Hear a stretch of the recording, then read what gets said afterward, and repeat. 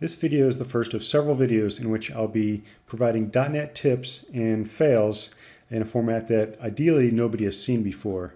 And that consists of basically doing a code review of an entire application or open source library. And instead of doing a code review of a pull request, this is a glorified review of an entire repo. So I think junior and mid-level developers will get a lot of useful nuggets of information out of this, and hopefully senior developers and architects will see an alternate perspective or maybe see something that they haven't seen before. So there's a lot to be learned from looking at other people's libraries, and this video is actually going to be comprised of two parts. The first part, we're going to take a look at it from a high level using a tool called ndepend, which is a very powerful tool that basically makes code quality visible, or the lack of code quality actually. And so we'll take a little bit more look at that. And then the second part is I've got about 35 bookmarks in various places in the first library that we look at, in which I'll just burn through each one and talk a little bit about what the developers did right or what they did wrong. And the first library that we're going to be looking at is called the Azure SDK for .NET. It's a library designed by Microsoft. It's very new. And what I have up right now are some C# .NET guidelines that they've provided with it, and some of the guidelines that they've attempted to adhere to when they were developing this library. And so it's a very high quality library. I did not find many issues with it, but what issues I did find, I'll try to nitpick them, and I'll do my best at being critical of this library that I think is very well designed. So I have a link to this page in the About section for this video, and I highly recommend reading through it because there's a lot of useful information in there. So let's take a look at this SDK. Okay, what we're looking at, we're only looking at a subset of the entire SDK, and we're going to be looking at the storage area. And Azure has various pieces to their storage services. They've got files, queues, and blobs. And in their storage SDK, they have three libraries. These are each DLLs or C# projects. And those reference a single project called Azure Storage Common, which is shared across those three. And then a core library, which is actually shared across their entire SDK.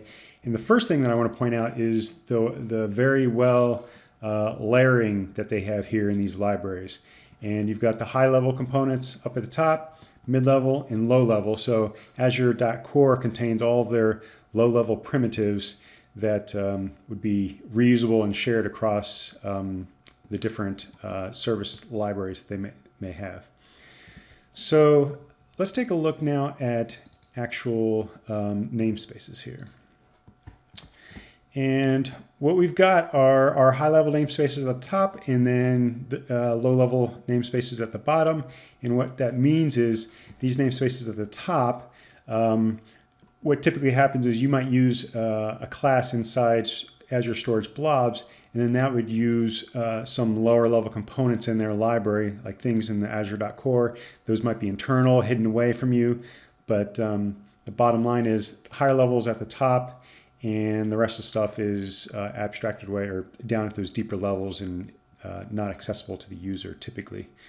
Depends on what it is. But I do want to point out some red lines here. And what these are cyclic dependencies between namespaces. So what we have, Azure Storage Blobs, even though that's a higher level namespace, it's accessing, and it's for a good reason, it's accessing stuff in this lower level namespace. It turns out, because of this red line, there are types inside Azure Storage Blobs models that are accessing types in Azure Storage Blobs. So these namespaces are coupled, and that is not good because you don't want high coupling. You don't want that a coupling between these namespaces, because then you can't pull one out or pull them apart. And you want high cohesion inside a single namespace, which is all of those types inside of a single namespace are referencing each other, and You want low coupling to other namespaces such that you don't want a type in one namespace referencing a type in another, which is then referencing back to that original namespace. Now they're coupled. If you do reference from one space to another, you want it to go in one direction. And we see a lot of that here in a lot of these lines here. But let's, for purposes of example, let's take a look at this Azure Storage Queues, which has a cyclic namespace dependency with models. So let's take a look at the matrix here and flip the rows and columns. So all of these types in the higher level Azure Storage Queues are referencing all of these types in the Azure Storage Queues models. So the models namespace, even though it's longer and typically, generally speaking, namespaces that are, I'll say, longer or deeper are your higher level stuff. It's not always the case, but in the case here, at least we have, it's 98% of these are all in one direction, where the models is a lower level than Azure Storage Queues. But we've got one type here, this get queues async collection, which is actually referencing this queue service client. So now if we wanted to pull off models into its own assembly, we couldn't do that because this type is referencing back to this queue service client. So let's take a look to see what this actually looks like. So this get queues async collection has a reference on queue service client, and let's go in our queue service client and look at that. And sure enough, our queue service client has a method on there called get queues, and it's referencing that type. I consider this a fail because now these are coupled, and we've already explained why that's not ideal. So there's one. Let's go back and take a look at some other things that we've got in here. Let's look at our entire set of libraries here and some namespace dependency cycles. And let's see here. Let's open up this cycle here. And this is, we've got all these types here that are referencing, so this namespace is Azure Storage Common, and this namespace is Azure Storage, just Azure Storage. And you can see some of these are going, referencing the types in Azure Storage, and others are going the other way. Azure Storage is referencing the types in Azure Storage Common. So these namespaces are effectively really tightly coupled in that they're just referencing each other. And let's go ahead and take a look at where that is in the source code here. So that's actually in this Azure Storage Common project. So that'll be Azure Storage Common.dll. Well, I mean, one fail that I'm seeing right now is that we've got this type partitioned downloader, which is namespace Azure Storage, but that's in Azure Storage Common. There may be reasons why they've done this, but I think this needs to have a .common here. All of these types should be in a namespace Azure Storage Common. And that would effectively break the cycle in the sense that they'd all be in common. But let's go back, see what else we can see here.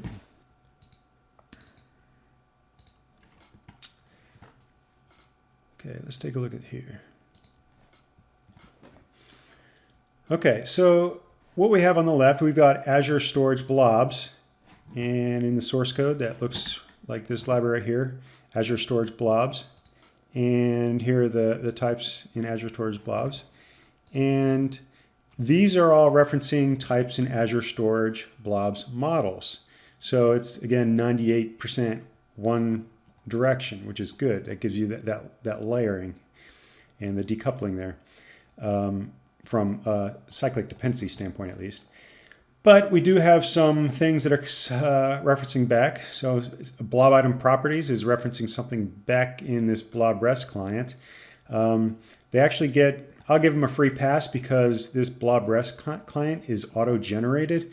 So some of these types are in these files that are auto-generated and they're all in a single file. So it kind of gets a little messy in their library unless you understand what's going on. But let's take a look at something like this, get blob containers async collection. This is referencing blob service client. And so here's something in the models namespace that is referencing something in the blobs.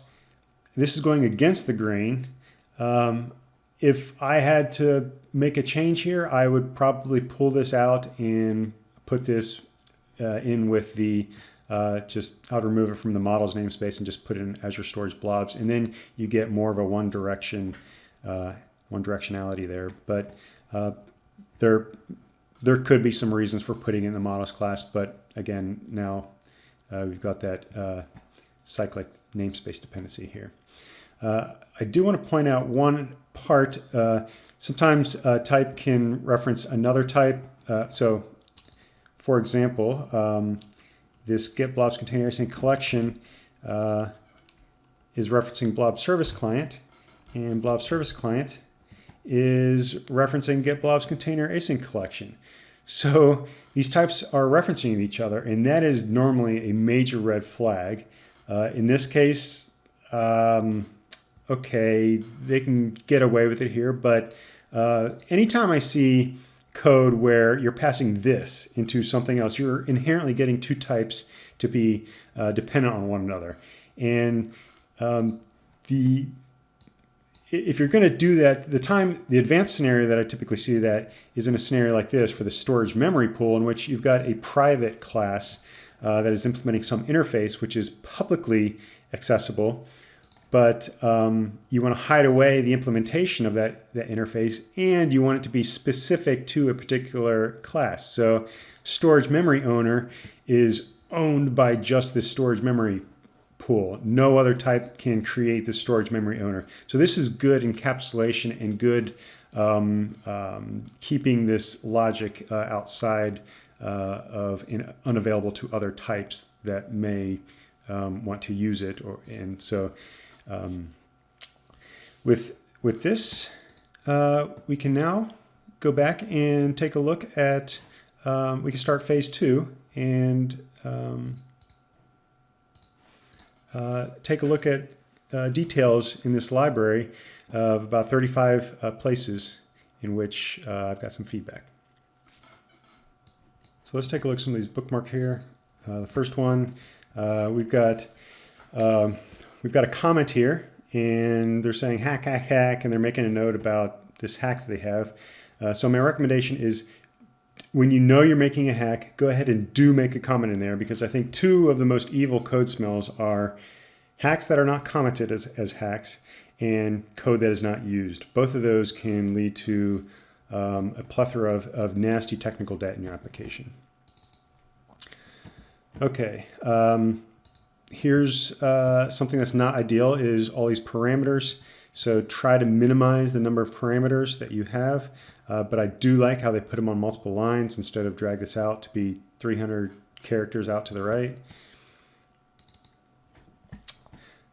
Here's another scenario. We've got multiple parameters, but they're broken onto multiple lines. So that's good. Here's a case in which you don't want to catch exceptions, like just generally speaking, don't catch exceptions, let them bubble up, catch them at a very high level. There's reasons for catching them when you need to do some special error handling for it. But in this case, there's just, if you need to log something at a particular level and you have variables at that scope that you want to log out, then here's a pattern here where they're doing a try catch, logging it, and then just throwing the exception. Do not throw EX, because then you lose the call stack. So this is proper pattern here to just go ahead and throw, and then that exception will propagate up. Okay, another one here. This is a great pattern to do parameter validation. So typically on methods, what you want to do is set your method off on a good foot, which is to validate that all of the parameters, or the parameters that make sense, are validated and have the right values or are within bounds. Here are some validation that is checking for nulls, and if it's null, then it's thrown an exception. I can't stress enough, you want to throw exceptions in your code. You don't want to have if x equals null, if y equals null, and have all these null checks everywhere. It's better to validate and throw exceptions because you want to be notified when your code is not working as you'd expect. Here is an example of a monolithic file. We've got almost 20,000 lines in this file. Now, normally, that's the end of the discussion right there, but they kind of get a free pass on this one because this massive file is actually auto-generated. So this blob rest client, it's a generated file. So I can't nitpick them on that one. Here is a good pattern. I strongly recommend always throw an argument out of range exception when you've got a switch statement. So don't just do your cases and then default to nothing or swallow it or whatever. You want to throw an exception, and you want to put that information in there that says what type of value was not handled in those case statements. Another good pattern that they have going on here is they've got this errors invalid. They've got this static method here. So if you want to reuse certain things, so here are a bunch of different exceptions that they have that they want to reuse in different places. Well, by putting those into this errors class, then it's easier to read something like errors.invalidPermissions than throw new whatever. And you also get consistency here. So if you have this particular error being thrown in 3, 5, 20 different places, it makes sense to put it into a class like a static method like this. This pattern for constants is something that I saw in, I think it was Microsoft Code about 10 years ago, and I started using it, and I absolutely love it. And the pattern is to have something like a single constants static class that then has internal or nested classes that are also static that can be any level deep of actual classes. So, I mean, we've got constants.blob.append, and then you've got your variable there. So it makes it really easy to read, and actually it makes it really easy to access these via IntelliSense as well, and it helps with grouping. So I love that pattern. I recommend it. Ooh, here's a case where they are not naming their variables. So I don't know what the developer was thinking in this method, but we've got S, we've got P, we got C. Don't do that. Give it a name. Just give it something. So yeah. Okay. This is kind of an advanced scenario, which is there's a couple things to comment about having a .empty field, which is number one. One can make the argument, okay, it reduces instance allocation if you're using an empty value a lot. Yes, that's true. But where it really comes into play is if an empty blob SAS query parameters instance is a common scenario and you want to check against that, then by having a static instance and have it empty, then it allows you to just, instead of using nulls in places or somehow doing some other funky logic for checking if it's empty or something's not going on, you could just make it check against your blob SAS query parameters.empty. So again, advanced pattern, but very useful for eliminating some code smells when you need to do some certain things with initial state. Here is another advanced pattern, which is they've got an extension class that is extending blob container client. And what this does is it makes it so that instead of the blob container client having a reference to page blob client or being aware of it, it makes it so that your blob container client, which is actually at a at a lower level, more abstract, more of a primitive type, it makes it so it's not aware of something more specific, which is your page blob client. So by having this extensions class, it makes it look like there's a method on your blob container client that gives you your page blob client, but really the blob container client has no knowledge of that specialized type. So now our blob container client can be a lower level type, and as more specialized types like page blob client and blob block client and all these different types of clients, as those are added, it makes it so you don't have to change your lower level type, your blob container client. So it's an advanced scenario, but a really nice trick there to one of multiple ways in order to keep your generalized classes from taking dependencies on a whole suite of types that you might be forced into sometime. Here's a scenario where they've got this method and they have a whole slew of parameters being passed in. And to make up for that, I think they are using named arguments, which I highly recommend using, especially if you have that many parameters. This is a scenario where they've got some logging in here, but this method is special in that it has this conditional on here. So this method will actually only execute if this string is actually part of their build. So they can sprinkle this logging all throughout the application, all throughout the library, and it'll just completely be skipped over, and the compiler will skip it if they don't have that in their build parameters. The pattern of logging here, I probably started doing this about a year ago, and I can't recommend it enough, which is when you want to log a value, instead of typing out access type as just a string and then providing the value, use name of, which will give you the actual variable name. And it does it, I mean, this is all translating at compile time, so it's not like you're getting any performance hit here. And then it gives you your variable. So if you go ahead, if you ever rename this parameter, then you don't have to make any changes here to your log message. So we don't want our log messages to get out of date. There's another throw, like we talked about earlier. Okay, this is a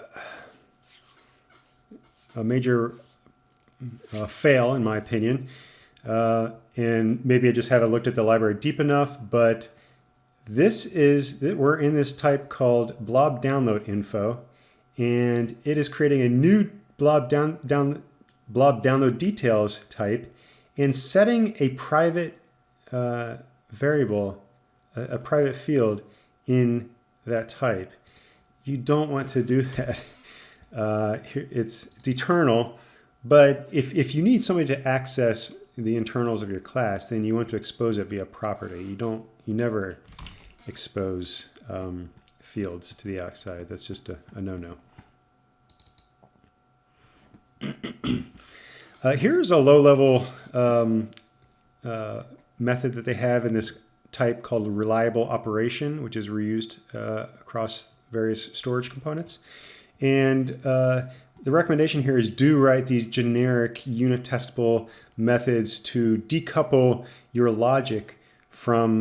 decouple your technology logic from your business logic. So they've got they're using generics here, and it makes it so I actually experienced this about a week ago for my day job, which is seeing this mix of business logic with some threading logic, and it just really snowballs into some complexity here. So if you can pull out your logic into something that's unit testable, then you're just going to get some more reliable code, and it also makes it easier to read when you're looking at things, because now if you need to make a change to your logic here, you're not impacting all this business logic that you may have. Here is an advanced concept that is, I think they get away with it here, and I think they executed it effectively here. This URI builder class has this internal state where it's got these a variety of different fields in which you can set these properties and updates these fields.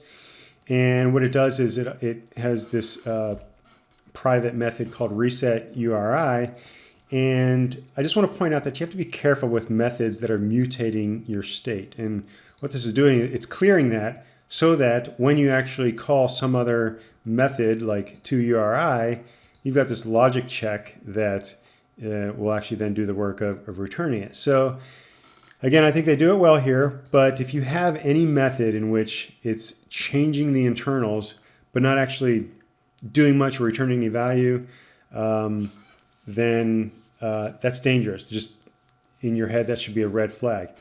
Even if you are doing something in a method and returning a value, if you're changing the way that other methods, like the way that other methods might behave or properties, what they might return, then you're running into some risks there, and that's a path that I typically walk carefully. Here is an example of, I think it's really important to, when you create instances of a class, or in your constructors of a class, rather, you start out classes in a state that is default to valid.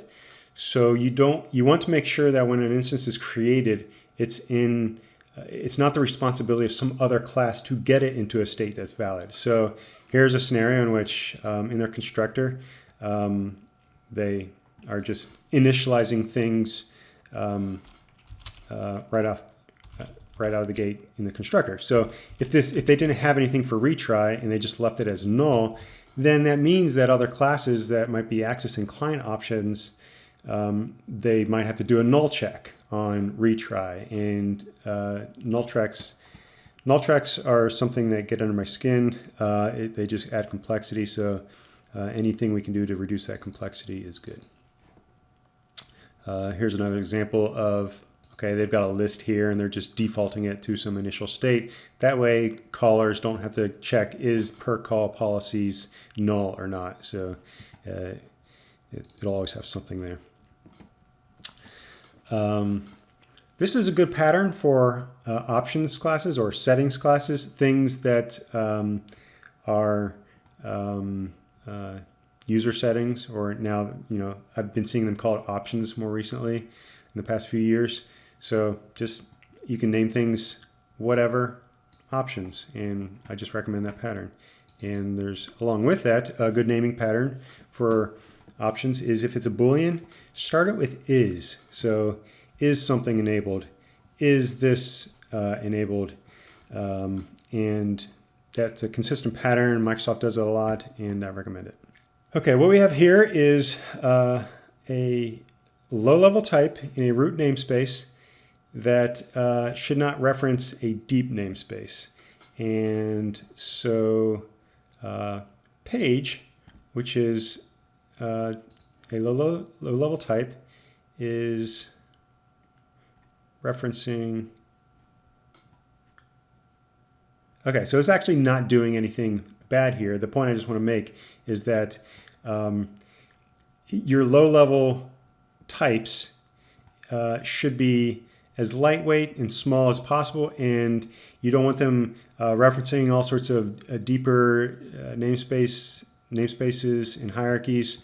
They should be as simple as possible, and I think they've executed well here, other than the fact that this type is in a project called Azure.core, yet it's in a namespace of just Azure. So I'm nitpicking them on that.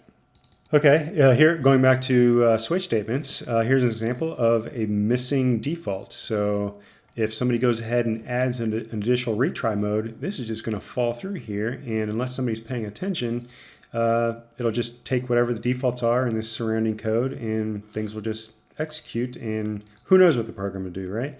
So again, put a default to throw a new argument out of range exception.